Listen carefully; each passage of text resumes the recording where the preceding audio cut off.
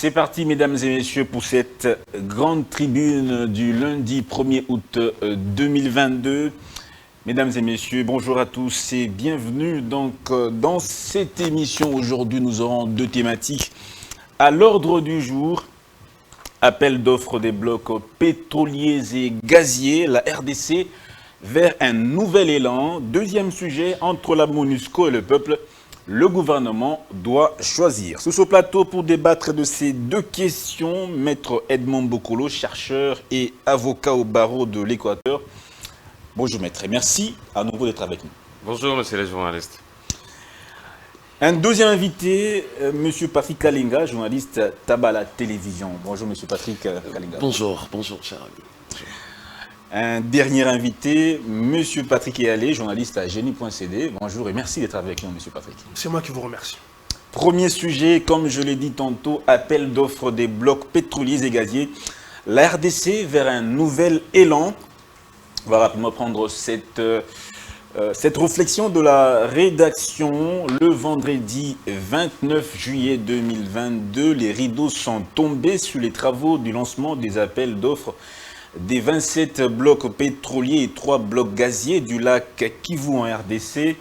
Les travaux ont permis de sensibiliser et rassurer les potentiels investisseurs. Un partenariat voulu gagnant-gagnant par le président de la République, Félix Tshisekedi, dans le seul but d'améliorer les conditions, le quotidien et les social de la population congolaise. Et donc, il est dès lors impérieux que le peuple congolais tire profit de ces richesses naturelles. Voilà, je donne rapidement la parole à Maître Edmond Bokolo. Vous avez suivi l'actualité liée à l'appel d'offres lancé pour les blocs pétroliers et gaziers.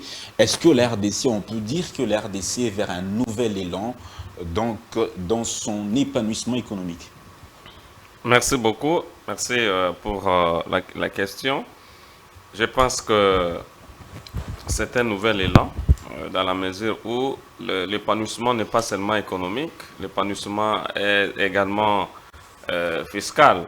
Vous savez, le pétrole que nous avons, les blocs pétroliers ou les blocs gaziers, ce sont des ressources naturelles que Dieu nous a dotées et que le gouvernement de notre pays a l'obligation de pouvoir exploiter ces ressources naturelles, cette potentialité en fait de pouvoir couvrir les différentes charges. Et puis, comme vous pouvez le constater, le pétrole, les produits hydrocarbures constituent aussi, je pense que même sous d'autres cieux, c'est parmi les ressources qui font revivre, qui font renflouer les caisses de l'État.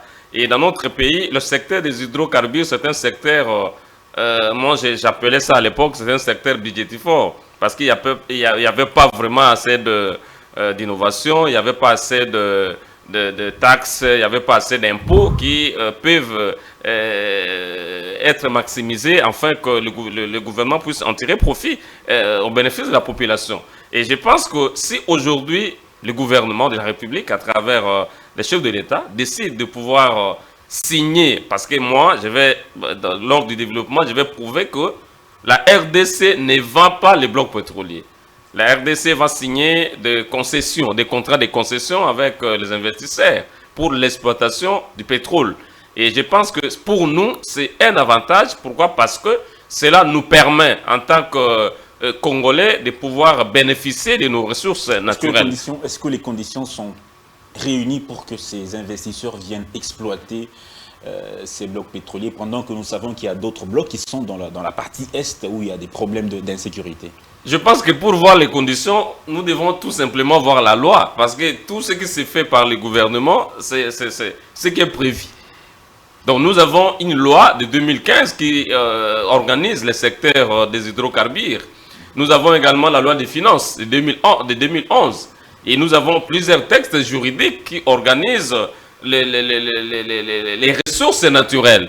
Et aujourd'hui, je pense que ce sera aberrant et précoce de soutenir que les conditions ne sont pas réunies.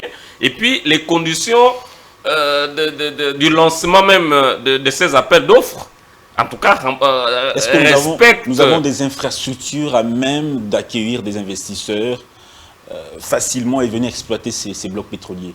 Infrastructure sanitaire, routière, est-ce que toutes ces conditions-là sont réunies? Non, les conditions sont réunies. Je pense que ce sont les investissements qui seront lancés dans les pays. Le pays va pouvoir signer des contrats. On appelle ça dans la loi, on appelle ça le contrat partage. D'accord. Il y a des contrats qui seront signés. Est-ce que ceux qui viendront pour investir, en tout cas, ils seront dans l'obligation de pouvoir mettre le moyen logistique, matériel ou le moyen humain en jeu pour que l'exploitation soit Monsieur Patrick, correcte. Et allez, je vous redonne la parole. Est-ce que la RDC est vers un nouvel élan? Patrick y aller, voilà. Merci bien, cher ami.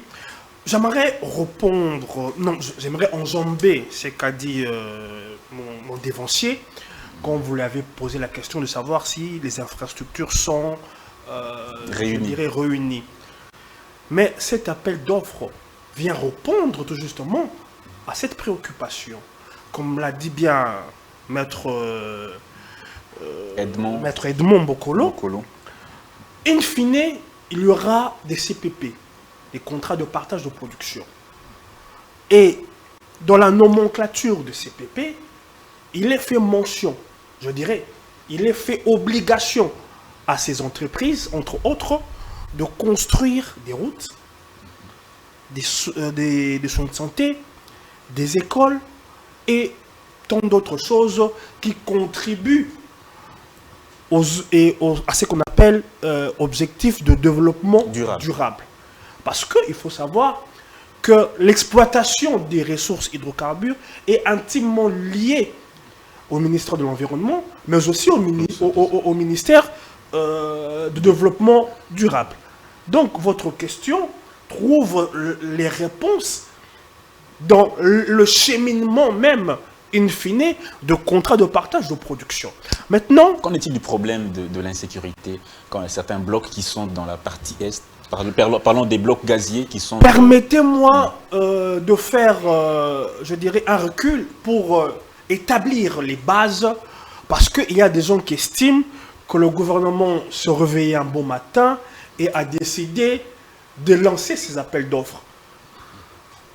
Quels appels d'offres suivent les prescrits de la loi votée en 2015, comme on l'a si bien dit ici. Mais les gens oublient que lors de l'investiture de ce gouvernement-ci, de Samuel Okondé, dans le programme de 15 piliers, mais il est inscrit la volonté de l'exploitation des hydrocarbures. Donc ce programme figure dans le programme général du gouvernement. Et je dirais, parmi les missions qui a été données au ministre des hydrocarbures, c'est parvenir à opérer ce lancement. Quelles que soient les conditions dans lesquelles le pays se trouve, on doit lancer ces appels d'offres sans pour autant peut-être réunir certaines conditions. Je parlais des conditions d'insécurité. Est-ce qu'un investisseur peut-il être rassuré de venir investir dans un milieu où pilulent les groupes armés, où il y a des morts à répétition? Il y a 27 blocs pétroliers et 3 blocs gaziers. Ce discours-là, c'est le discours aussi que l'on tient et qui concourt à, je dirais, à éviter que les investisseurs viennent. Ce n'est pas le Congo tout entier qui est en insécurité. Ce n'est pas le Congo tout entier qui est en insécurité. Les 27 blocs pétroliers sont repartis dans plus ou moins 24 provinces, sur les 26 provinces. Les poches d'insécurité dont vous faites allusion, que je ne minimise pas, ils sont géolocalisés dans des endroits bien précis. Faudrait-il, à cause de ces poches d'insécurité, que ces lancements n'eut pas lieu? Je ne pense pas. Je ne pense pas. Et donc comment convaincre ces investisseurs à venir dans un environnement hostile comme celui-là? Vous revenez encore avec cette question d'environnement hostile. En tout cas, je ne vois aucune hostilité dans ce que les investisseurs viennent mettre leurs sous pour explorer, exploiter les ressources en hydrocarbures qu'il y a dans la côte ouest, dans le bassin de la côte ouest, qu'il y a à Tanganyika, même si on veut aller dans votre sens, même là-bas, dans le parc Virunga, je ne vois pas des conditions qui puissent faire que les investisseurs, Merci beaucoup. Chuter. D'ailleurs, les moyens qui seront mis à l'issue de la signature de contrats de partage de production, ces moyens auront comme fait induit de permettre le budget de la République d'accroître. Quand le budget de la République est accru, de façon directe, on peut reverser une bonne partie à la sécurisation. On peut reverser une bonne partie au budget de l'armée. Merci beaucoup. Vous n'êtes pas d'accord avec moi? Là, c'est c'est le public qui doit être d'accord avec vous, pas moi. Monsieur Patrick Yalé, appel d'offres des blocs. Monsieur Patrick Kalenga. Maintenant, appel d'offres des blocs pétroliers et gazés, la RDC vers un nouvel élan. Merci beaucoup, monsieur le journaliste, pour la question, combien pertinente. Mais laissez-moi présenter, premièrement, mes condoléances à toutes ces personnes qui ont été sauvagement tuées par cette barbarie de la MONUSCO. Aussi, ceux qui sont grièvement blessés en ce moment, je leur présente mes vifs encouragements aussi dans une certaine mesure. Et cela démontre combien le pays est appelé à se redresser quant à ce. Alors je crois que ça sera l'objet même de notre deuxième thématique. Alors pour la première thématique, répondre à votre question, je salue cette initiative, ces appels d'offres de nos potentialités des énergies fossiles, de l'or noir, etc. Et puis le bloc gazier et tout, 27 blocs pétroliers, 3 blocs gaziers. Déjà, en termes d'estimation sur le bloc pétrolier, on parle de 22 milliards de barils pour ce qui est de blocs pétroliers et 66 milliards de normaux mètres cubes en termes de 3 blocs gaziers et tout. Alors maintenant, s'il faut répondre à cette question, je vais aller dans le fond de la question en fait. Vous savez que si aujourd'hui les gouvernements décident de pouvoir faire cet appel d'offres, etc., c'est aussi dans une certaine mesure pour diversifier notre économie.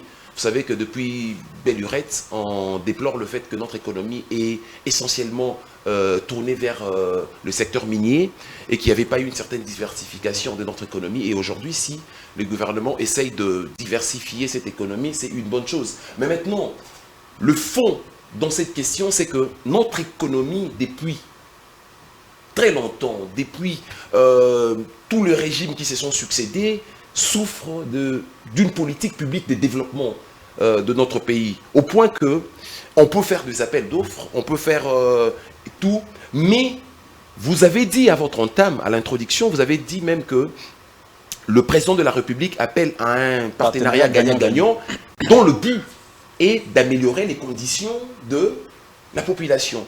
Alors maintenant, qu'en est-il des conditions de la population? Parce que notre économie déjà, en ce net moment, souffre d'une forme d'extraversion.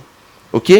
Ce qui développe le pays, c'est les opérateurs qui, non seulement transforment, produisent ici, mais transforment localement. Et ça impacte sur le PIB, parce que le PIB, ce sont les richesses qui sont produites localement.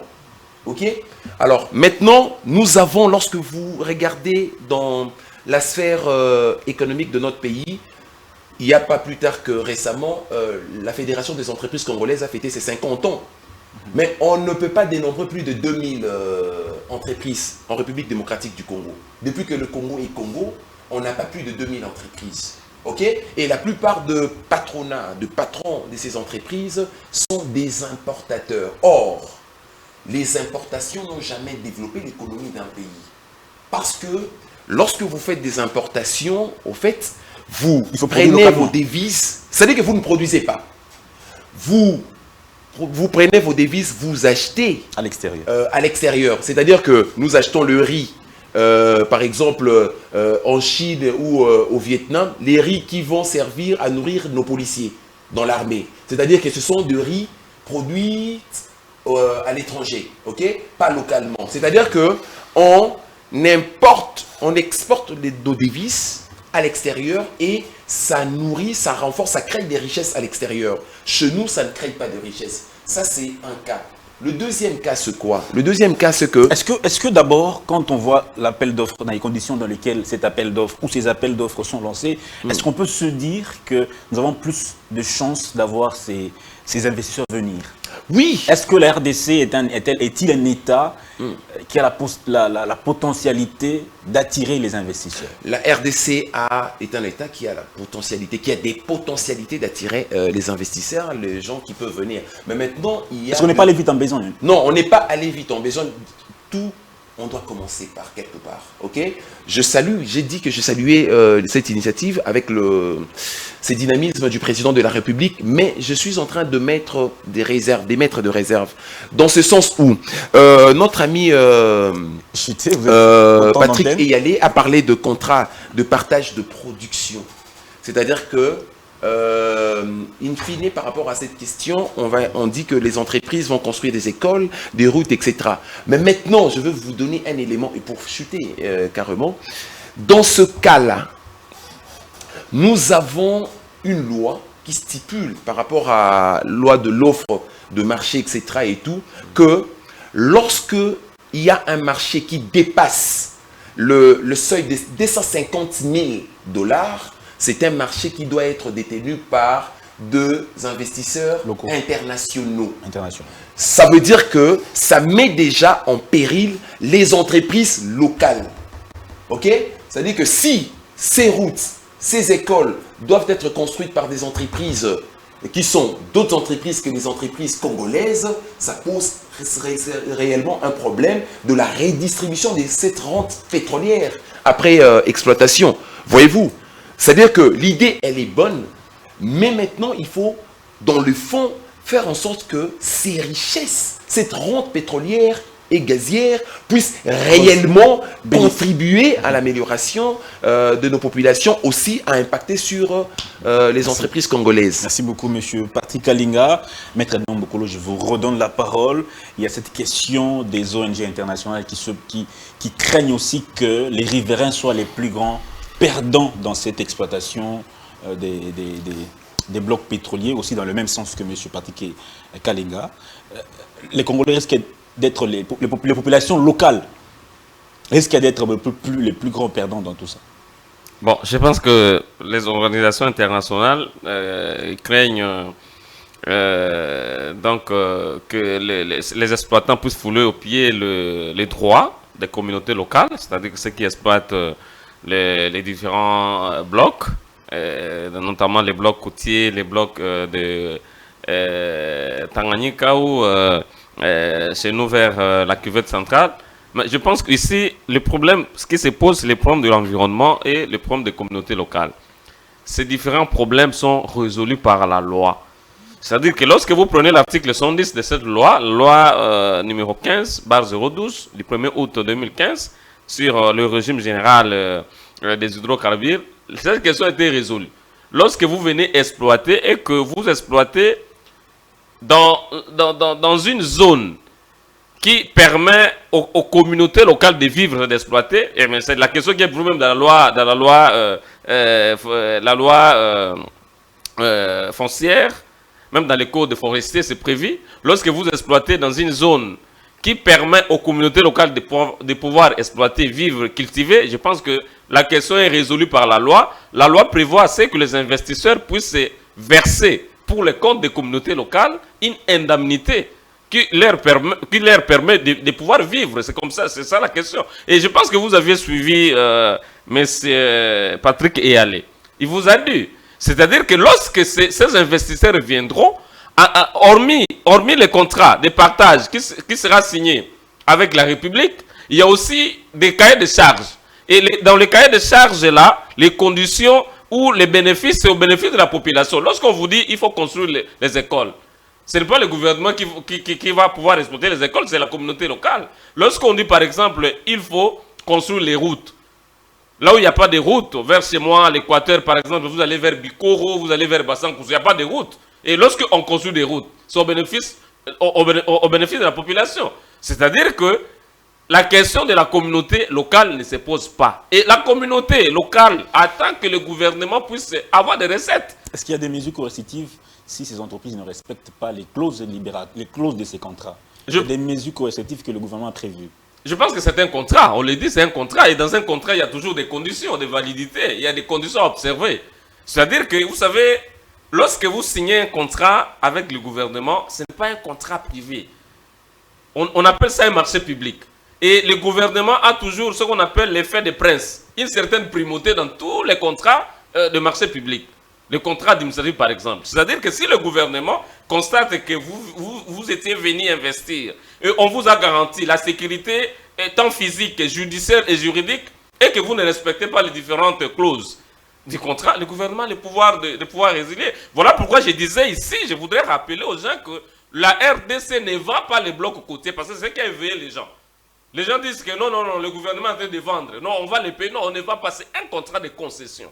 C'est-à-dire qu'on accorde juste un droit d'exploitation des hydrocarbures. Mais l'État est le propriétaire du sol et du sous-sol. Et ça reste pour nous. Et lorsque les conditions ne sont pas réunies et que vous violez les contrats, le gouvernement a le pouvoir de mettre fin aux différentes impositions qui sont contenues dans la convention ou les contrats. Merci beaucoup, maître. Monsieur Patrick Yalé, la même question. Est-ce que les populations riveraines ne vont-elles pas être perdantes dans cette affaire? Avant d'y répondre, j'aimerais nuancer quelque chose que mon homo Patrick a dit. Non, il y a une entité, un établissement, devrais-je dire, public, au nom de l'ARSP. Autorité de régulation de la sous-traitance dans le secteur privé.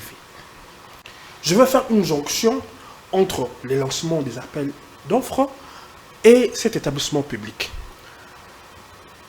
Nous l'espérons voir des majors, même de juniors, s'attribuer des blocs pétroliers.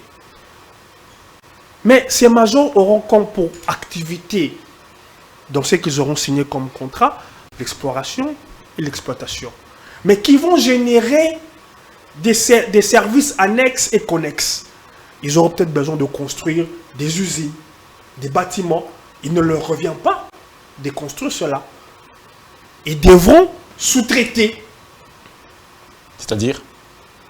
Ils ne sont pas là pour construire des bâtiments, des usines. Ils sont là pour explorer et exploiter. S'ils ont besoin de construire des usines où ils devront stocker leur matériel, il devrait y avoir un appel d'offres. Et à l'issue de cet appel d'offres, ne peuvent y souscrire que les sociétés à capitaux congolais. Ça veut dire, au-delà de l'appel d'offres, cet appel d'offres ouvre des débouchés aux entrepreneurs congolais qui pourront se saisir des services annexes et connexes que ce boom pétrolier que nous espérons va entraîner dans la construction des bâtiments, des routes, des écoles. Et il y a un établissement public qui est là pour veiller à cela. L'ARSP, ça veut dire tous les marchés connexes et annexes devront subir un appel d'offres, lequel appel d'offres ne peut être remporté que par des sociétés, des entreprises à capitaux congolaises, à hauteur de 51%, pour être plus précis.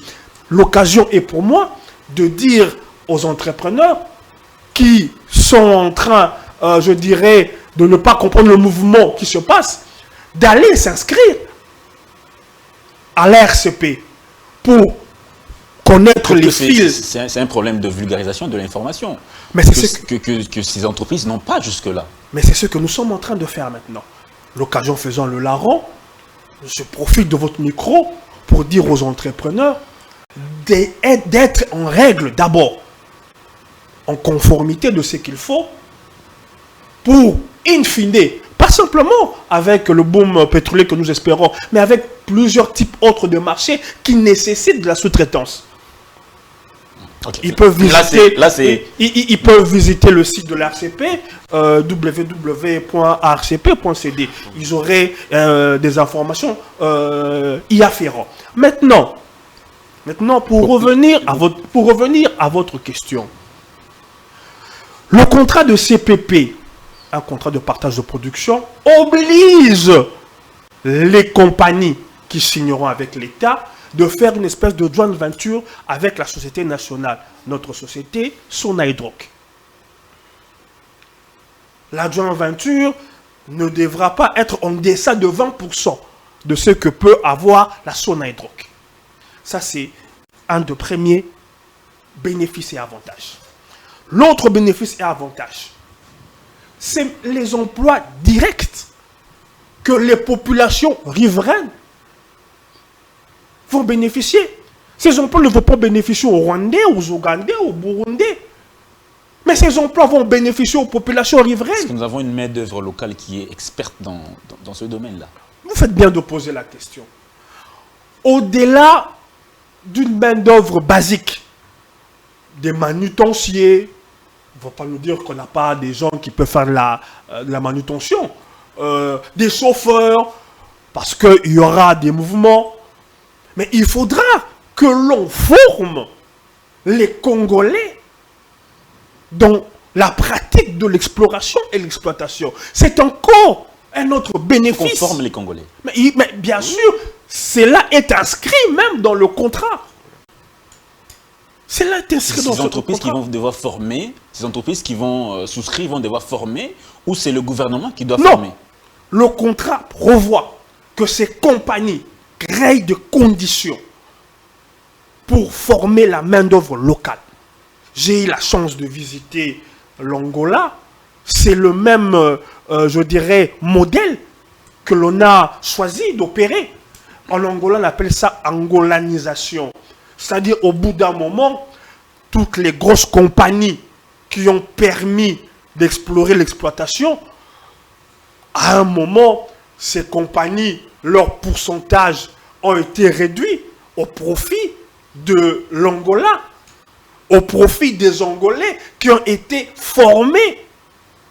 Aujourd'hui, il y a d'ailleurs, à la suite de l'exploitation, des raffineries, une qui est déjà installée et l'autre qui est en train d'être installée à Cabinda. C'est ce même modèle que je pense le Congo a choisi et j'espère qu'au bout du compte, nous pouvons, contrairement à ce qui a été fait par les mines, où on n'a pas su tirer profit de l'exploitation de nos mines, car ça a été, je dirais, bradé. Je pense que le gouvernement, les dirigeants ont eu de la graine et ce boom pétrolier se fera différemment.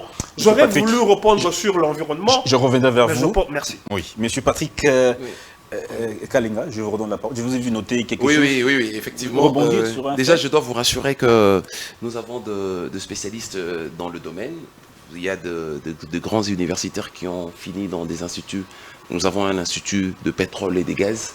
Ici, je connais des gens qui sont suffisamment chevronnés dans ce cas d'exploration et d'exploitation et tout, et qui ont eu à mener même de travaux au niveau de Mwanda, par-ci, par-là et tout. Nous avons suffisamment de gens. Mais le problème se pose, il faut aller toujours dans les fonds. Je prends par exemple, mon ami Patrick Eyalé a parlé de l'établissement public ARSP. C'est vrai, l'établissement public existe, mais qu'en est-il de la régulation de la sous-traitance, la loi sur la régulation de la sous-traitance qui a été bloquée par la FEC? C'est-à-dire que les opportunités de ce boom pétrolier, pour emprunter le concept de Patrick Eyalé, sont légion en tout cas. C'est vraiment des opportunités. Ok? Mais l'intention, elle est tellement bonne. Les opportunités sont là. Mais le mécanisme pour faire bénéficier réellement les gens, c'est là où ça pose problème.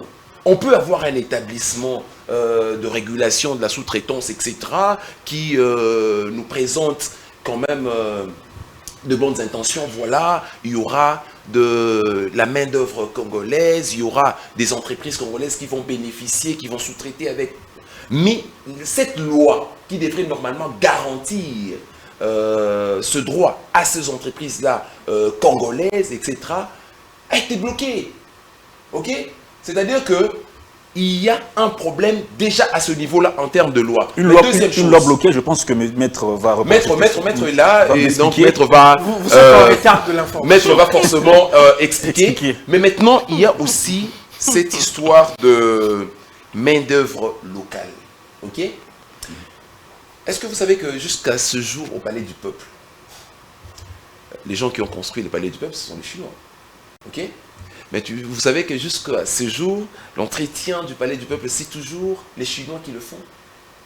Jusqu'au jour d'aujourd'hui. Jusqu'à ce jour. Ok? Donc ça pose déjà le problème du sérieux de nos dirigeants de pouvoir... Parce que si nous signons de marché, nous signons des contrats gagnant-gagnant, vous construisez, après cette construction, vous devez former le national pour que finalement, après un laps de temps, que cette main-d'œuvre continue.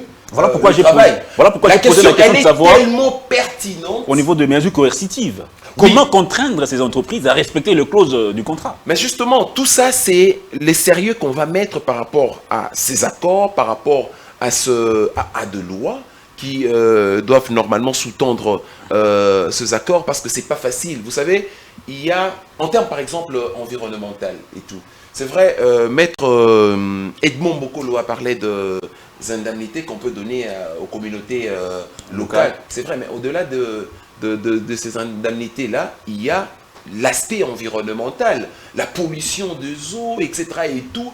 Nous devons arriver dans une certaine mesure aujourd'hui, penser, voir ce qui s'est passé ailleurs, ok? Comment les autres s'en est prise pour résorber cette question-là de l'environnement, surtout de mesures coercitives. Votre inquiétude, je la comprends et je la partage aussi. Encore faut-il que nos amis qui sont suffisamment outillés, je vois Patrick Eyalé qui est vraiment dans le domaine, pouvoir nous éclairer quant à ce. Mais on a quand même des inquiétudes quant au fond de la chose, quoi. Merci. Tout à fait. En 30 secondes, j'aimerais rassurer Patrick. La loi a été bel et bien votée et promulguée et est d'application. C'est la loi numéro 17001 du 8 février 2017. D'accord, merci. Excusez-moi, Maître Edmond, je vous redonne la parole. Monsieur Patrick a parlé d'une loi qui est bloquée par la FEC. Je ne maîtrise pas exactement, hein, excusez-moi, je ne maîtrise pas très exactement. Patrick vient de dire que ça a été voté et promulgué et d'application. Je veux essayer de voir ça et de vérifier. Bon, merci. Je pense que je partage le point de vue de M. Patrick Eyalé. Vous savez, c'est une loi, ce n'est pas un règlement, ce n'est pas une circulaire. C'est une loi qui a subi toutes les phases au sein du Parlement. Et cette loi est votée, non pas seulement votée, la loi est promulguée et publiée au journal officiel. Je pense que j'ai même cette loi. La loi est d'application. La loi est d'application. Ah bon? Donc la loi, non, la FEC ne peut pas bloquer... En tout cas, si vous me rassurez... La loi est d'application. Si vous me rassurez, par exemple, excusez-moi juste 10 secondes, je prends ça. Mais si je voudrais, mon inquiétude, c'est dans l'application, ok?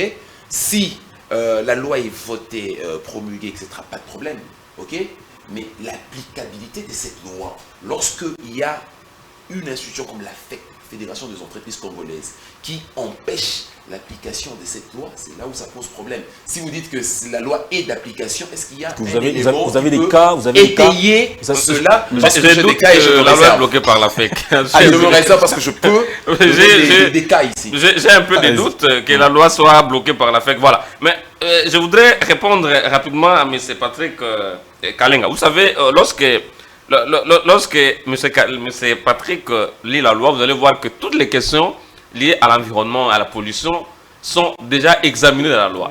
Parce que la loi prévoit qu'avant même de pouvoir signer, il y a toujours une étude d'impact environnemental. Et on étudie toujours l'impact lié à l'environnement. Et ici, il y a des questions liées à la pollution. Vous savez, lorsque le ministre des hydrocarbures a subdivisé les blocs, ces sédiments-là, on a déjà étudié, parce que vous avez écouté, mais c'est Patrick et Ali dit que ce n'est pas une question qui est intimement liée au ministère des hydrocarbures, c'est une question qui implique certainement le ministre de l'Environnement, voire même le ministre de l'aménagement du territoire aussi. Voilà. Ça veut dire que ce sont plusieurs ministères qui sont impliqués. Et chaque ministère a un rôle à jouer. Donc avant de pouvoir signer, par exemple, le contrat, il y a déjà une étude d'impact environnemental. Et dans cette étude, on essaie un peu de larguer les questions liées à la pollution. Vous voyez, donc ce sont des questions qui sont déjà prévues. Et puis, je voudrais revenir sur certaines obligations. Je pense que j'ai noté, mais c'est Patrick Yalande. C'est une obligation prévue même par la loi de pouvoir former les agents de l'État sur la question des hydrocarbures. Et puis... La question de l'application. Maître, oui. Monsieur Patrick, s'il vous plaît, pardon. Non, Donnez-moi juste quelques secondes, pardon. Oui, allez-y. Il y a eu des études de faisabilité, d'impact sur l'environnement, etc. en Côte d'Ivoire, au Tchad.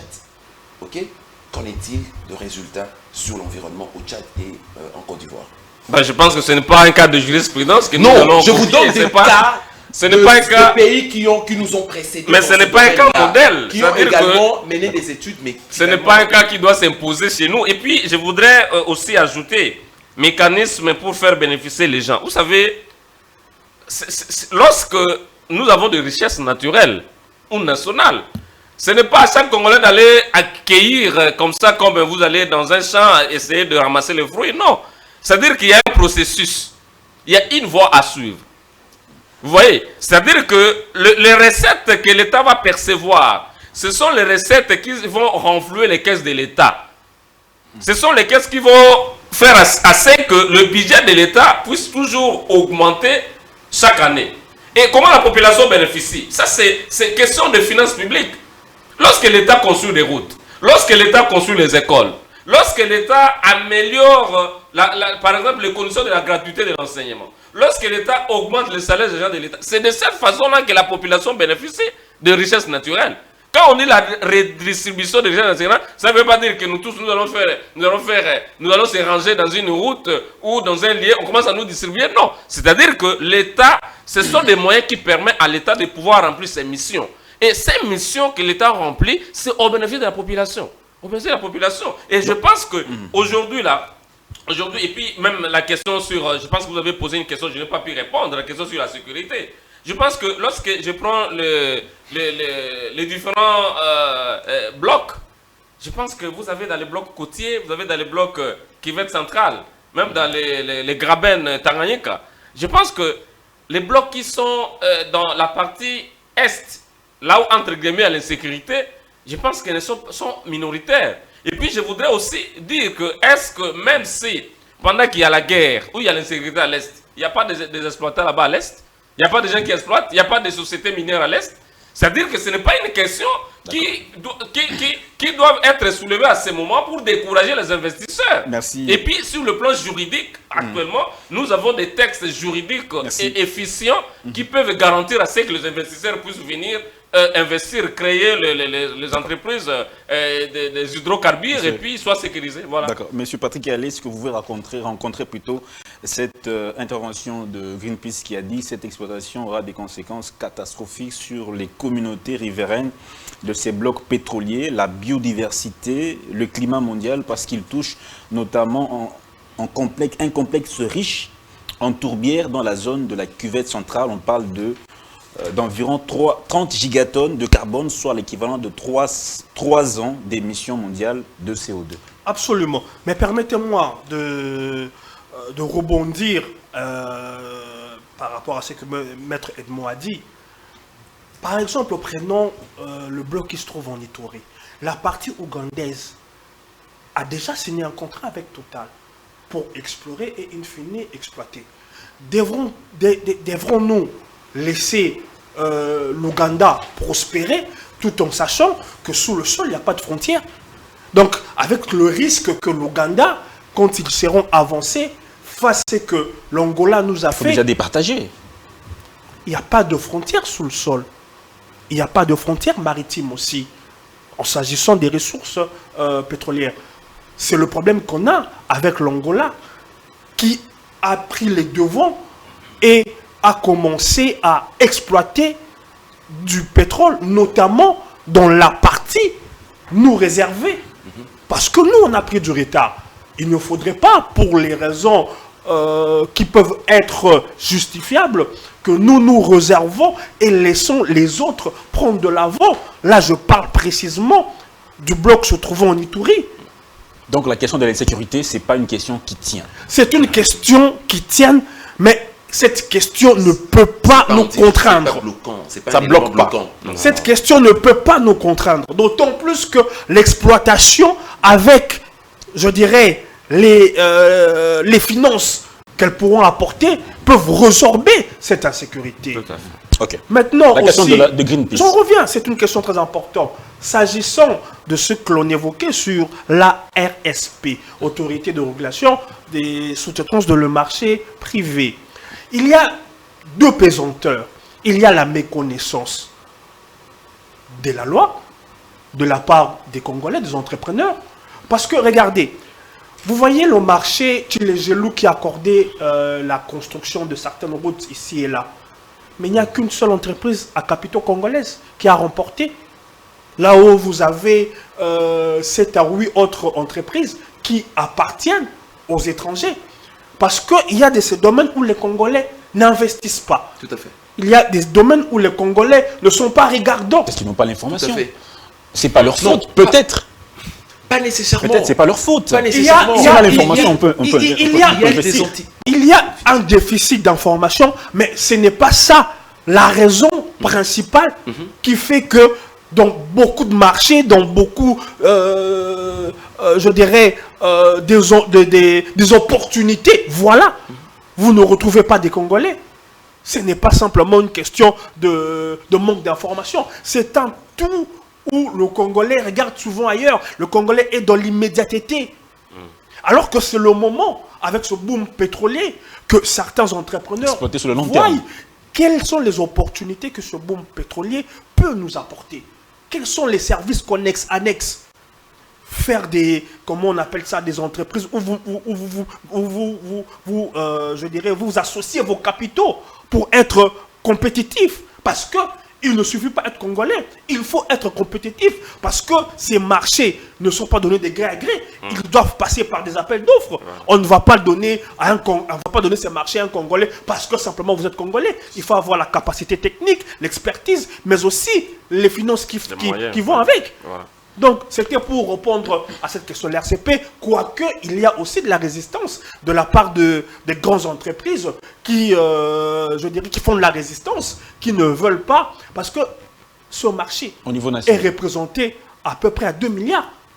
À peu près à 2 milliards. Quand vous avez des entreprises étrangères qui font la sous-traitance, mais ces capitaux repartent à l'étranger.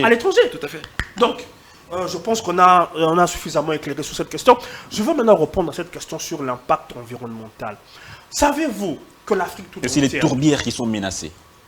Savez-vous que l'Afrique tout entière ne pollue qu'à ordre de 4%? Là, il est question du monde pendant 3 ans. Je vous informe que l'Afrique tout entière ne pollue qu'à ordre de 4%. Les plus gros pollueurs sont connus.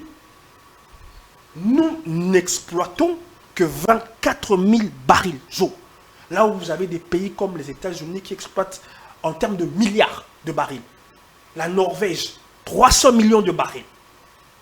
Nous avons un potentiel de 22 milliards, mais nous n'exploitons que 24 000 barils. Mais vous avez des ONG qui veulent nous dicter. Qui veulent nous dicter comment on doit ils veulent même pas qu'on explore. C'est quand même pas fondé. Ils veulent... Non, ce n'est pas du tout fondé. C'est une question de souveraineté. Et puis c'est une logique à géométrie variable. Lorsque ça les intéresse, ils peuvent vous donner quitus, mais lorsqu'ils trouvent Ils sont pas objectifs. Non, mais ils sont pas dans une certaine mesure. Ils Quand sont pas on parle de objectifs. cet impact, c'est vrai, ça existe. Ok? Mais ça ne peut pas aussi, dans une certaine mesure, de bloquer là. Cher ami, Chuter. Maître Edmond l'a si bien dit. La loi qui régit les régimes des hydrocarbures est une loi contraignante où en amont, pendant et après, le cutus du ministère de l'Environnement est d'obligation.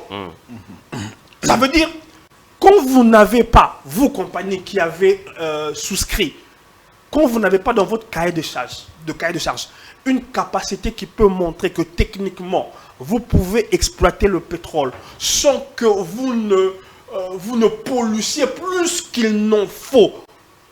Mais vous êtes d'office écarté. Tout à fait. Parce qu'aujourd'hui, l'exploration, l'exploitation ne se fait pas à l'ancienne, où on va raser les forêts, où on va décaper la forêt. Il y a des techniques qui permettent de réduire. Le gouvernement est en droit d'être en équilibre entre sa responsabilité prise au niveau international, mais pas que, sa responsabilité par rapport à nous Congolais. Notre première responsabilité que le gouvernement a, c'est par rapport à nous Congolais. On a l'obligation de préserver nos forêts, de préserver nos tourbières, autant qu'on a l'obligation de répondre aux engagements de ODD. Ça veut dire lutte contre la pauvreté. D'accord. Mais Mme Bazaïba a posé une réflexion. Je reviendrai vers vous. Je veux citer. Je vais citer en 30 secondes. Elle a posé une réflexion qui devrait faire réfléchir les Congolais, qui sert de, permettez-moi l'expression, de chien de garde de ces ONG. Pourquoi la communauté internationale n'évalue pas nos besoins en hydrocarbures et dit, bon, voilà ce qu'on va faire pour préserver l'écosystème. Nous, communauté internationale, nous allons vous fournir les hydrocarbures dont vous avez besoin pour vous permettre de continuer à protéger. Vous savez que le gouvernement, notre gouvernement, paye 50 à 60 millions le mois pour subventionner les produits pétroliers. 50 à 100 millions. Alors que nous avons la possibilité d'acquérir l'indépendance énergétique avec nos ressources. RDC Pays Solutions, est-ce que en touchant à ces tourbières, on ne risque pas de sortir de la zone où le monde entier voit la RDC comme le pays qui peut aider à résoudre ce problème de réchauffement climatique? Parce que beaucoup d'États aujourd'hui sont des pollueurs. L'Afrique, la RDC particulièrement, peut jouer ce rôle-là de protéger l'environnement, l'humanité entière. Est-ce qu'on ne risque pas de toucher à cette sensibilité? Cher confrère, je voudrais que vous sortiez de ce carcan de la logique à géométrie variable de Greenpeace et de cette communauté internationale. Je crois que Patrick Eyalé l'a bien dit en disant que les plus grands pollueurs, ce sont ces gens-là. Ok? De quoi on parle? Hein? L'indépendance énergétique, elle est bonne ou elle est mauvaise pour notre pays? Ok? Donc, il faut sortir de cela, l'autodétermination d'un peuple. Je crois qu'il faudrait le souligner avec un stylo rouge. C'est très important. Nous devons nous déterminer par nous-mêmes. Il y a eu des études. De ce point de vue-là, je corrobore avec ce que Mbokolola a dit tantôt. Effectivement, il y a eu des études qui ont été faites. C'est vrai qu'il y a toujours de dérapage. Les risques peuvent être contrôlés en amont. Okay? En aval, on ne sait pas forcément ce qui peut advenir, mais en amont, lorsqu'il y a eu une étude qui a démontré et certifié que l'action peut être menée, on va la mener. Okay? On va la mener parce que nous avons un peuple qui a besoin de cela, qui a besoin de créer des emplois, qui est de richesse, et que les gens se retrouvent. Donc je crois que cette logique-là à deux balles, il faut l'enterrer. On va exploiter et on va respecter l'environnement et tout. Ce ne sont pas ces gens-là qui eux-mêmes ne respectent pas l'environnement qui viendront nous dire qu'est-ce qu'on doit faire, etc. Nous ne sommes pas leurs enfants. Okay? Ils doivent quand même à un moment donné s'abstenir à nous donner de leçons, franchement. Donc ça ne tient pas debout. Est-ce que le gouvernement lui-même ne peut-il pas se trouver les moyens de créer sa propre raffinerie au niveau national? Ça peut aussi être important à l'avenir. Est-ce qu'il n'y a pas moyen que le gouvernement lui-même puisse se trouver sa raffinerie? Non, mais le président de la République l'a dit, c'est l'objectif final poursuivi. La relance de la SOCIR, c'est parmi les objectifs. Ok. Et c'est ça Et là- qui est plus important. D'ailleurs, ça va créer aussi des emplois. C'est Absolument. ça l'élément majeur catalyseur même dans ce marché. Et tout. Pourquoi devrons-nous Très important. continuer à importer du pétrole, c'est-à-dire à enrichir À enrichir le pays qui raffine le notre pays pétrole. extérieur? Et vous avez des Congolais qui soutiennent cette logique. Donc on doit continuer à enrichir les pays qui produisent du pétrole, à payer un pétrole cher, tout en ne recevant quasiment rien, si ce n'est des cacahuètes. Et lorsqu'on paye ce pétrole, on exporte nos devises. Les devises sont allées ailleurs. Alors, on ne risque pas de subir comment dire, cette diabolisation au niveau international de tous ces États, toutes ces ONG. Vous connaissez comment ils opèrent. On ne risque pas le gouvernement congolais ne risque Cher pas ami, de payer ce ami, prix-là à ce niveau. Ce qui est dommageable, que ces ONG fassent cette contre-campagne, je peux comprendre. Mais qu'il y ait des Congolais qui prêtent le flanc, qui servent de chien de garde à cette campagne, c'est là où je suis indigné. Le Congolais devrait se soucier du Congolais. Tout à fait. Je ne comprends pas comment des Congolais peuvent être manipulés à ce point. Comment des Congolais peuvent être utilisés contre les intérêts de leur propre pays. Ça, je ne comprends En pas. tout cas, Que le juste Greenpeace, que tous les autres ONG fassent le cinéma. C'est du cinéma. Parce que s'ils veulent lutter contre la pollution, on sait où ils doivent aller. Juste pour enchérir Patrick Eyalé, Frantz Fanon, dans son ouvrage Le damné de la terre, 30 secondes, je donne à Maître disait Boko la parole. ceci, pour enchérir Patrick Eyalé, c'est quoi?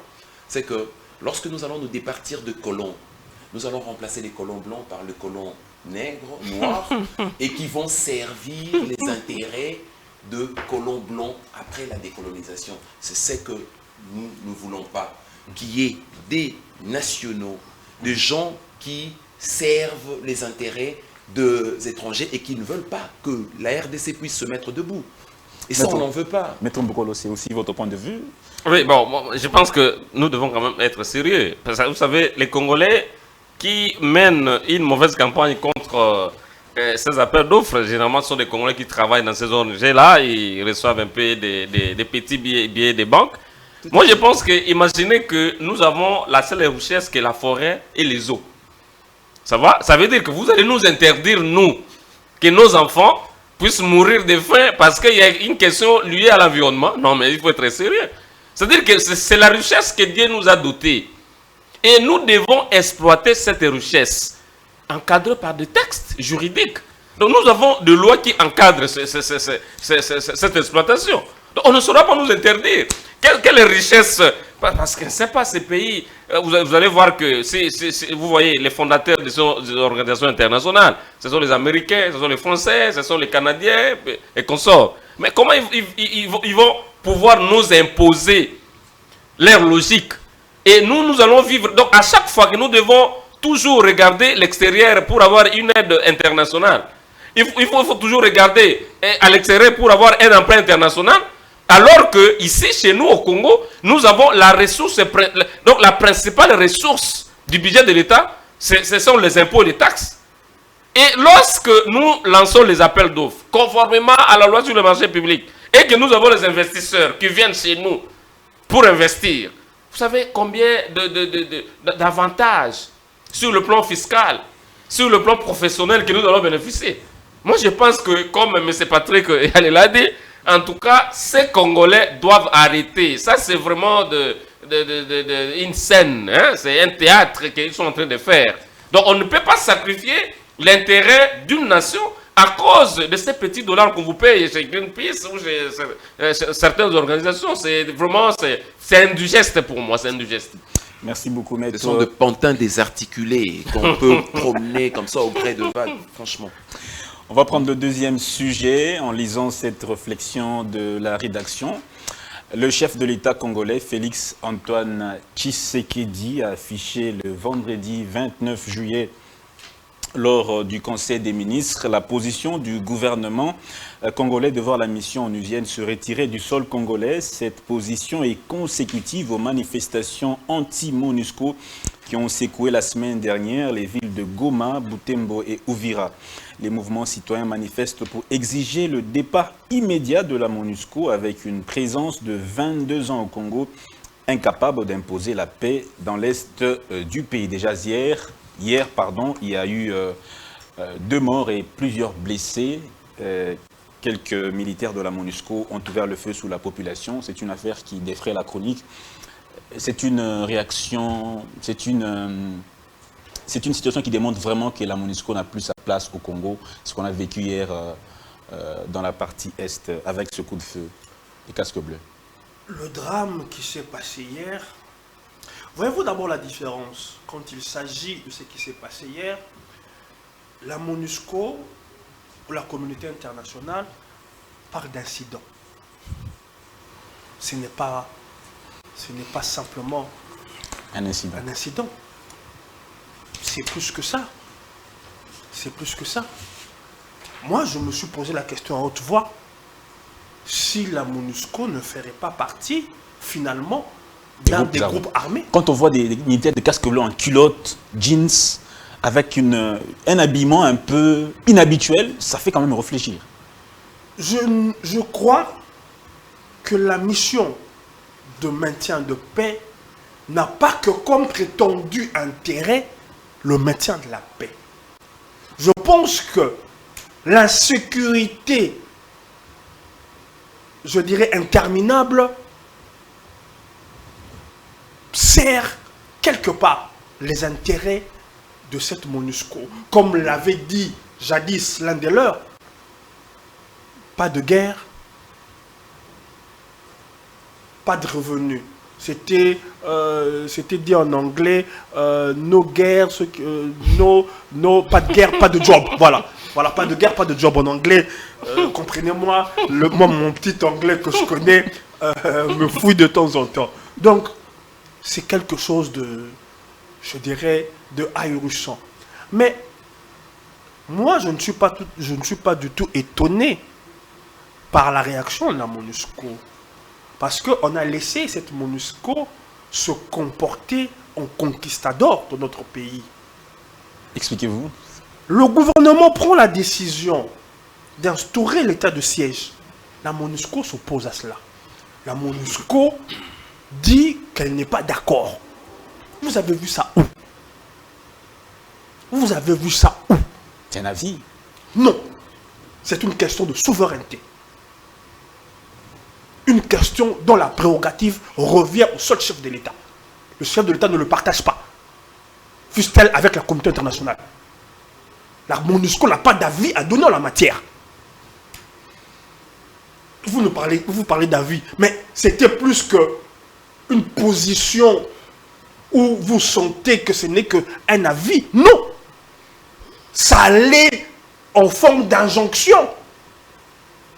Plus grave encore, dernièrement, Madame Bintou Keïta, lors d'un conseil de sécurité, alors que tout le monde a vu et attesté la présence de l'armée rwandaise du haut de la tribune de l'ONU, elle a dit ne rien voir, n'avoir aucune preuve de la présence de l'armée rwandaise soutenant le M23. Mais après tout cela... Mais elle a quand même soutenu qu'il s'agissait d'une force qui agissait comme étant une armée conventionnelle, avec une armée très sophistiquée. C'est comme des éléments, plus ou moins, je ne veux pas dire ça, mais on dirait plus ou moins une reconnaissance. Il y a une différence entre dire qu'il y avait la présence de l'armée rwandaise et dire ce que vous avez dit. Il y a une très grande différence. Et en refusant d'attester la présence de l'armée rwandaise, elle sait pourquoi elle a abondé dans ce sens. Ceci pour dire, pour revenir à ce que je disais, est-ce que ça va de l'intérêt de la MONUSCO que de voir l'insécurité interminable prendre fin? J'en doute. Merci beaucoup, monsieur Patrick Eyalé. Je donne la parole à votre homo. Votre point de vue sur cette question, particulièrement ce qui s'est passé hier, la soirée. Cher ami, je suis outré et indigné. La personne qui ne peut pas être indignée par rapport à ces événements-là a perdu l'essentiel de ce que doit posséder un être humain. Un être humain doit posséder ce qu'on appelle l'indignation. Cette capacité de pouvoir se dire que Non, ça ne va pas. On en a marre. Ok? Vous avez une poule qui se promène avec ses poussins. Lorsque vous essayez de toucher à un poussin, la poule réagit. Même la poule réagit lorsque ses poussins sont menacés. Ok? Et lorsqu'on ne peut pas réagir à cet événement qui vient de se passer hier, c'est-à-dire qu'on a perdu de l'essentiel de ce que doit être un être humain. La dignité. Lorsque Lumumba, en son temps, est venu pour rompre avec des discours officiels bidons, pour caresser les gens dans le sens du poil, il a dit que l'indépendance, nous l'avons obtenue au prix des efforts. On nous a insultés, de mépris et tout.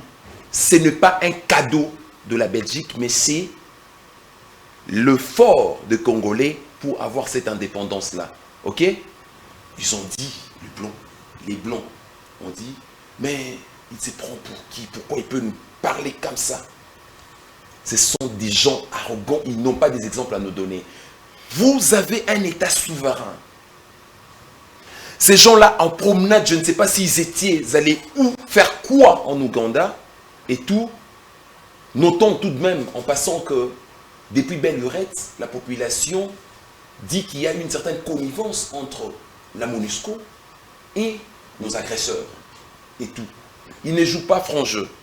Ils sont allés en Ouganda, je ne sais pas pourquoi faire. Ils veulent rentrer dans un État souverain. Il y a un barrage, etc. Il y a de gardes de frontières et tout qui sont là. Vous venez. Ça veut dire que vous n'obtempérez pas soit à cette série de questions, à cet exercice de questions, etc. et tout, et vous commencez à tirer. Non seulement vous tirez sur des gens, vous tuez 2 personnes et vous blessez grièvement 18 personnes. Vous ne vous arrêtez pas là, vous forcez l'entrée et vous entrez dans un État souverain. Ok? Ça, c'est une violation flagrante. Et si on ne réagit pas, c'est-à-dire qu'on serait éternellement des esclaves de cette communauté internationale. Donc vous fustigez la réaction du gouvernement qui n'a pas été... Non, mais la réaction du gouvernement, non. Cette fermeté dont on attendait, non. Mais au-delà de ça, je ne veux pas voir le gouvernement, sinon on risquerait de tirer sur tel ou tel. Non. Le peuple doit se prendre en charge. Moi, j'ai vu à un certain moment, lorsque Bahati a extériorisé le ras-le-bol de la population à Goma, parce qu'on le dit très souvent, que la MONUSCO doit partir. La MONUSCO ne fait rien, etc. Et elle a même avoué son incapacité et son inefficacité lorsque vous avez dit que il nous balance des arguments à dormir debout comme quoi, non, le M23 utiliserait des armes sophistiquées, semblables à une armée régulière. Et donc pour justifier sa bêtise et son incapacité, il veut nous faire gober des couleuvres qu'on nous refuse catégoriquement.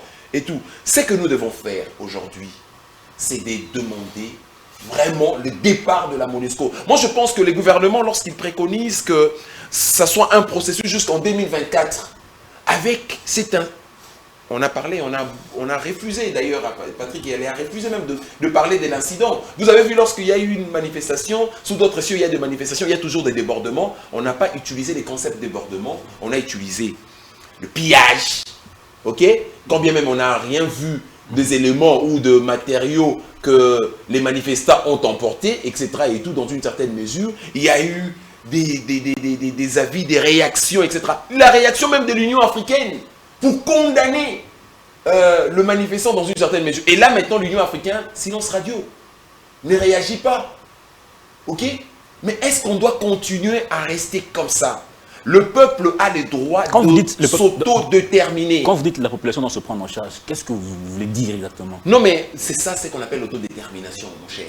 C'est-à-dire que si nous devons faire respecter notre souveraineté, nous ne devons pas suivre les injonctions procédurielles de cette soi-disant communauté internationale. Merci. Ok? Il va falloir que vous êtes agressé dans votre propre maison. Et Merci. pour chasser le voleur, Vous dites, monsieur le voleur, comment souhaiteriez-vous que je vous chasse de ma maison? Ça, c'est de la lâcheté pure et dure, mon cher. Il va falloir que l'on arrive dans une certaine mesure, pas à nous comporter comme des brigands, des terroristes de la MONUSCO, mais nous devons nous comporter comme des gens civilisés parce que la civilisation tire son essence en Afrique. On ne peut pas nous dire que nous sommes civilisés et nous demandons de manière civilisée à la MONUSCO de partir de chez nous. D'accord. Maître Mbokolo, votre point de vue sur cette question de cet incident, bon, comme l'a dit la MONUSCO, cet événement malheureux. C'est du terrorisme, c'est pas un incident, cher ami. Qu'est-ce qui s'est passé? Quel est votre point de vue sur cette question? Oui, bon, merci beaucoup. Je pense que je ne saurais pas m'écarter. Vous avez suivi le co-débatteur. Je pense qu'il ne s'agit pas d'un incident. Je pense que, vous savez, un incident, c'est comme un accident. Donc, c'est un événement involontaire, non voulu, et qui survient soudainement comme ça. Mais je pense que lorsque un casque bleu, un élément de casque bleu, prend son arme et tire sur un Congolais, on ne saura pas dire, même en droit, si ils étaient des militaires congolais, je pense qu'on pouvait les traduire devant la justice militaire. Ils ne seront pas poursuivis pour une infraction involontaire. Ça, c'est une infraction volontaire. Ça veut dire qu'ils ont tué à bon escient, volontairement. Bon, moi, je pense que sur cette question de la MONUSCO, en ce qui me concerne, je ne saurais pas contredire le gouvernement. Pourquoi? Parce qu'en tant que juriste, je sais que la MONUSCO est sur le sol congolais sur base des conventions internationales. Parce qu'il s'agit d'une organisation internationale de l'ONU. Et je pense que c'est réveiller un bon matin dire que non, en tout cas la MONUSCO, veillez faire vos bagages, prenez les avions à les rentrer chez vous. En fait, c'est un peu difficile. Ça veut dire que le retrait de la MONUSCO doit être progressif, mais doit être imminent et urgent. C'est-à-dire qu'on ne sera pas aujourd'hui embarqué... Attendre 2024, c'est trop loin. Non, 2024, c'est trop loin. 2024, c'est trop loin. 2024, c'est trop loin. Il faut accélérer accélérer le retrait. Donc le retrait doit être progressif, mais dans un temps record, à court terme. On ne peut pas aller jusqu'en 2024. Ça veut dire que ça risque encore de poser un problème. Et je me pose la question. Je voudrais encore me poser cette question comme M. Eyale et M. Kaleng.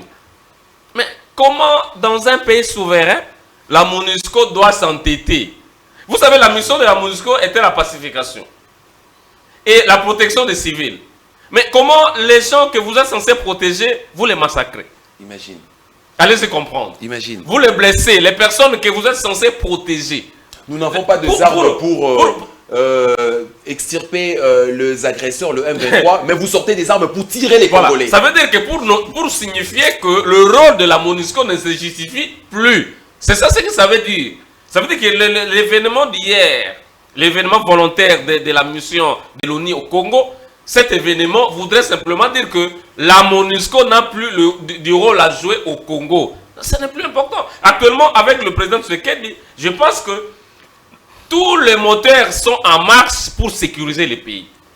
Je pense qu'à l'est du pays, vous avez vu avec l'instauration de l'état de siège, ça crée un peu de démarcation, ça crée un peu de tollé et consort. Et aujourd'hui, là, je pense qu'avec le système militaire et logistique instauré dans l'est du pays, je pense que c'est ce qui a fait que les choses soient atténuées et que la sécurité soit rétablie progressivement. Ce n'est pas la MONUSCO qui va rétablir la sécurité dans ce pays.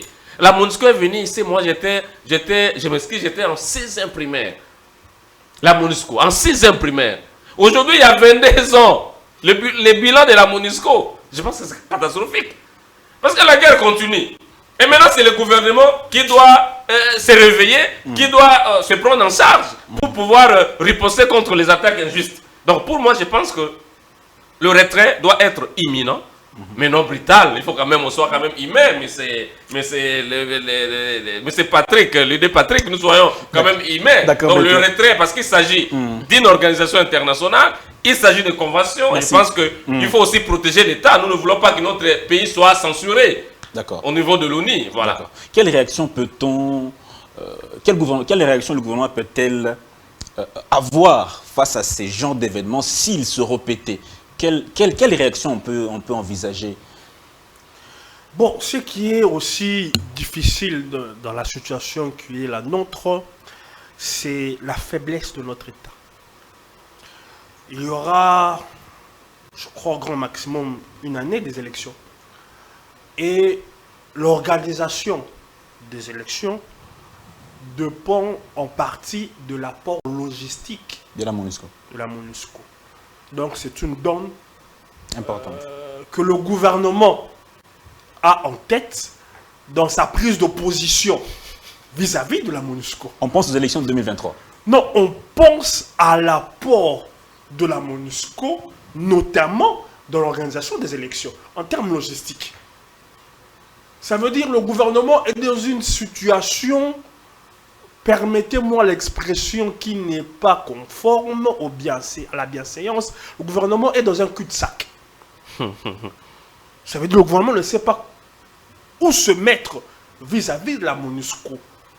Autant cette MONUSCO est devenue encombrante, autant le gouvernement sait que dans une certaine mesure, elle a besoin de cette MONUSCO.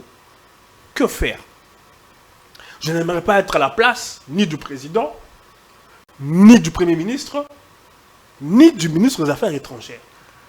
Mais si je peux dire, le gouvernement doit allier fermeté,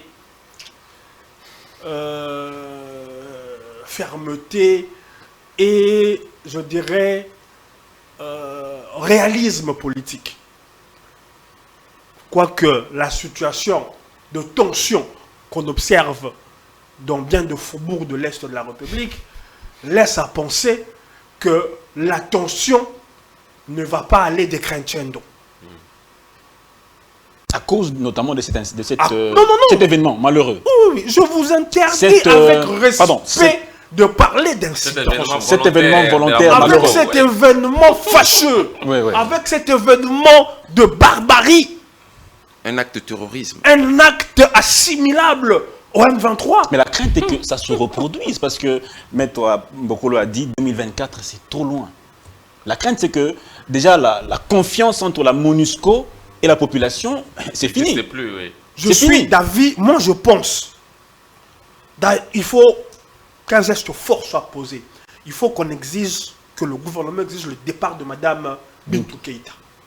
Le départ du monsieur qui a parlé, le porte-parole sénégalais, qui a parlé des récentes manifestations. Moussa. Comment il Monsieur s'appelle Diaye, je ne sais plus, son nom m'échappe. c'est- Il était au point de presse dernièrement. Il a parlé de ces événements avec une condescendance, Une certaine arrogance. arrogance. Franchement. C'est terrible. Tout ce que l'on peut demander, à défaut du départ de la MONUSCO, le remplacement immédiat de Mme Bintou Keïta et de certaines personnes qui l'entourent. C'est ce que le gouvernement doit demander. C'est ce leadership instauré, incarné par cette dame, a lamentablement échoué. Tant dans sa Ses prise de prédécesseurs ont quand même bien géré cette mission. tant bien que mal, elle est en train de jouer dans sa communication, elle est en train de jouer dans sa mission. Elle doit plier bagage. À défaut de voir la MONUSCO se retirer selon le calendrier qui a été établi, on ne peut pas continuer à faire confiance aux dirigeants actuels de la MONUSCO. Monsieur Patrick Kalinga, je vous donne la parole. 2024, c'est trop loin. La confiance déjà est perdue entre MONUSCO et population. Effectivement. Comment supporter cette MONUSCO encore Non, 2 ans? on peut pas supporter quand même l'insupportable. Ok. La MONUSCO doit partir. Franchement, cet acte a été la goutte qui a fait déverser le vase. Donc, Le ça vase. doit. Il faut nécessairement que la MONUSCO parte. Ben, je voudrais revenir sur un élément que Patrick y allait évoquer sur l'appui logistique de la MONUSCO. C'est vrai. Vous savez, aujourd'hui, si dans le premier thème, on a parlé de ce bloc pétrolier et gazier, on a évoqué la diversification de notre économie. On était essentiellement basé sur les secteurs miniers, mais actuellement, on a diversifié. Pourquoi on ne peut pas diversifier notre relation? Est-ce que l'appui logistique est l'apanage exclusivement de la MONUSCO? La Chine a dit, par l'entremise de son ambassadeur, qu'elle était prête à nous soutenir, à apporter son appui par rapport aux élections. Est-ce que vous pensez que l'appui logistique ne peut pas provenir de la Chine? L'appui logistique ne peut pas provenir des autres pays? Pourquoi on doit être borné pour croire qu'il n'y a que la MONUSCO? Parce que ce sont beaucoup de gens relayent ce genre d'argumentaire et tout, et ce sont plus de politiciens et du bord de l'opposition. Très souvent, vous allez remarquer, non, mais il y a des gens, il y a une mobilisation, il y a la population qui... Vous savez, on dit souvent, pour un politicien, la Bible d'un politique, c'est la rue. Lorsqu'un politique est audible, écoute, observe la température de la rue, ça lui permet d'échafauder des stratégies politiques pour mieux gérer cette population. Si la population ne veut pas de la MONUSCO, vous allez avancer un argument comme quoi non, laissons quand même la MONUSCO parce qu'il y a un appui logistique que nous apporte la MONUSCO. C'est-à-dire qu'au-delà de l'appui logistique, la MONUSCO s'arroge le droit de tuer nos semblables, de tuer nos compatriotes, de se permettre d'entrer dans un État souverain avec cette barbarie qu'on a observée hier. Et vous trouvez ça normal. Et nous devons rester là à regarder ces gens-là. Non, monsieur Lacroix, ce que vous dites là, bon voilà, on ne peut pas. Bon, on va suivre la... Non. La population aussi, dans une certaine mesure, attend une certaine fermeté de nos autorités. Au Mali, il y a eu des problèmes. Les autorités maliennes ont constaté des bévues, des dérapages et une certaine complicité de l'armée française. Et elle a demandé à ce que l'armée française quitte, parte. Et là, on reconnaît la force d'un... C'est-à-dire que là, on est fiers d'être africains, on est fiers d'être de nos dirigeants dans une certaine mesure. Nous avons un président de la République, Félix Antoine Tshisekedi, qui est un... En tout cas, ça n'engage que moi, c'est mon point de vue. C'est un bon président. C'est un président qui est déjà humainement adorable. C'est un président qui, mais dans ce genre de situations, j'appellerais le président de la République à être ferme, à dire quand même quelque chose par rapport à cet événement-là. C'est pas normal. C'est-à-dire qu'on foule... Son silence dérange. Non! On risque de croire qu'il est du côté de l'oppresseur. Alors que peut-être en sous-main, il est en train de travailler pour l'intérêt de la République. Mais l'opinion, quelle est la perception de l'opinion par rapport à ces silences-là? L'interprétation peut être différente. Et surtout si il y a des tireurs de ficelle, il y a des gens qui peuvent manipuler cette opinion-là. Et je voudrais aussi, dans une certaine mesure, parce que vous êtes journaliste... On a la fin de l'émission. Oui, justement, mais il faudrait aussi, dans une certaine... Cette question-là, pour que l'on aborde dans l'essence et que l'on permette à cette population, à nos dirigeants, de prendre des décisions sur la question, il faudrait que le journaliste discute et mette les sujets sous examen, toujours dans vos émissions. Parce qu'il y a en communication la théorie qu'on appelle la théorie de l'agenda sitting. C'est-à-dire que ce sont les hommes de médias qui permettent à ce que les discussions dans une société tournent autour de telles thématiques, etc. Si vous allez mettre le sujet, par exemple, de parler comme les gens les disent très souvent, et c'est vraiment fort dommage, fort ridicule. Voilà, on parlait de la jouissance de Marbella, etc. Au lieu de traiter des questions aussi sérieuses. D'accord. Et tout. Et c'est vraiment le rôle de journaliste dans une certaine mesure. Merci beaucoup, Monsieur Patrick Kalinga. C'était votre dernière prise de parole. Bon Malheureusement, on est à la fin de l'émission. Je l'ai dit tantôt, Maître Edmond Bokolo, votre dernière parole. Qu'est-ce qu'il faut faire?